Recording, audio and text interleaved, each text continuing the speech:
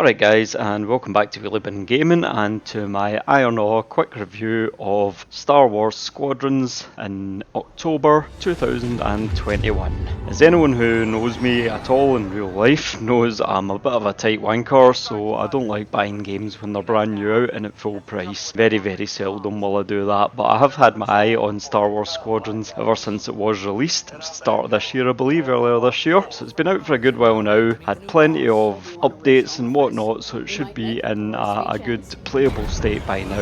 And here we go with the review. So what is Star Wars Squadrons? It's basically a space sim, or not really a sim, more of an arcade space shooter if you like. Based in the Star Wars universe, it is around the time of the original 3 films, so Attack on Endor and things like that. So around about Return of the Jedi time, I would say, I guess, off the top of my head. Initial impressions of the game: when you boot up, you go through some basic settings on the initial launch of the game, set it up, choose your character, face and things. There's not a lot in the way of character creation. It's not an RPG, there's no overarching story, there's no like in-depth choices or anything like that, or in-depth character creation or character development or anything like that. There is a very small amount of character customization, I would say, for both Rebel and for the Empire, but that's about it really. Obviously within the game as well, you can at certain times choose what spaceships you're flying as well in the multiplayer or the single player. Like I say, the customizing of the pilots is pretty basic. You're just changing things like your head, body, voice and the name, stuff like that. It's not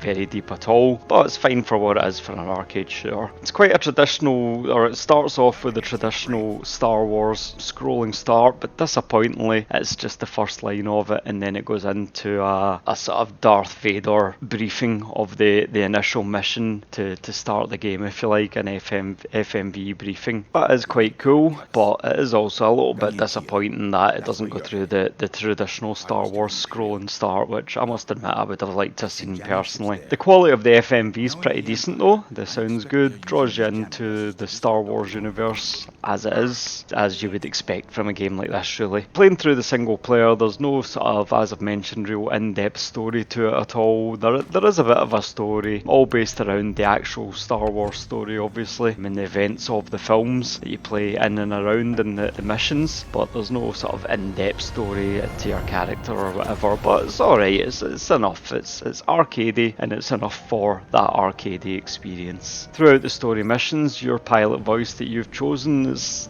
a wee bit cardboardy. The other characters all seem to be pretty good, but your own character seems to be a little bit cardboardy and maybe not quite the best. Launches you into a flight tutorial. Again, all the basic functionalities, how to control your ship. It's alright, it explains it all well enough in a fun sort of way to introduce you to the universe and to the flying. The controls for the ship are reasonable. I did play the game on both controller and mouse and keyboard obviously. The controller I found to be not that great at all.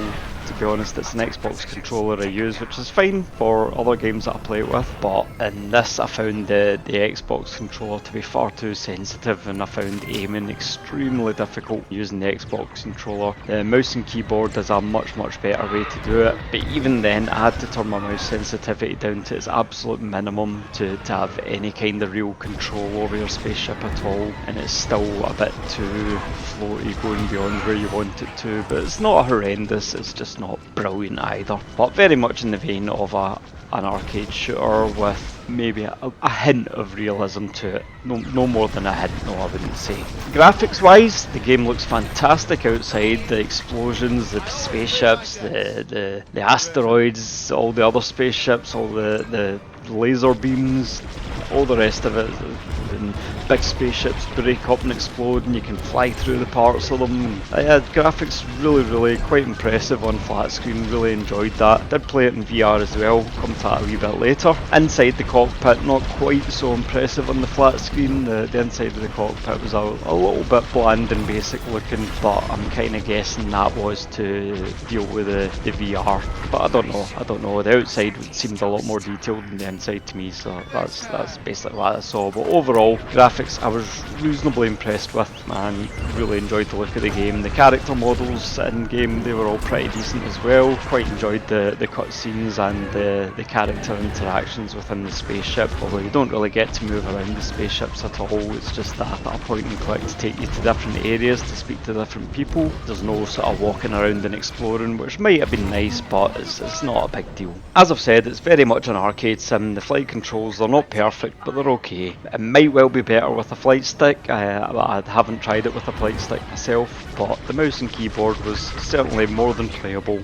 although I did find in the multiplayer I was probably getting beat by a lot of people with flight sticks who seem to have a lot better control, but they were probably just better at the game than me, to be fair, because I'm not very good at space games. I do enjoy them, but I'm not very good at them. I found that it runs really well, especially on flat screen. I do have a 3080 and an i7 overclocked, so it's a pretty decent system I'm on, but on flat screen I turned everything up to absolute maximum and I found that it ran really well. The graphics look great, like I say, really impressive, some big bangs, some real wow moments, and no complaints at all on flat screen. As I said, I'll come to VR and that shortly. Multiplayer, a couple of options in multiplayer. You've got your dogfighting, your fast-paced short action game, if you like, two teams deathmatch type thing, two teams of like 5 or 6 I think it is, facing off against each other. And there's also the multiplayer fleet battles. I'll be honest, I didn't get the chance to try the fleet battles because logging into them, I tried to play that a couple of times and I sat for more than 10 minutes in matchmaking waiting to get into a game and couldn't get into a game, so that's beyond my patience level, I'm afraid. I wanted to go on with playing, so I couldn't sit there waiting forever, so I didn't get to play the fleet battles unfortunately. But the dogfight multiplayer, that was pretty fun. Obviously there was some pilots who were just way better than anyone else in there, obviously played it a lot, and then there was the rest of us who just play it a bit casually, that were a bit better matched. The matchmaking probably could be better in that regard, not putting such highly skilled pilots in with such noobs and crappy pilots as myself, but overall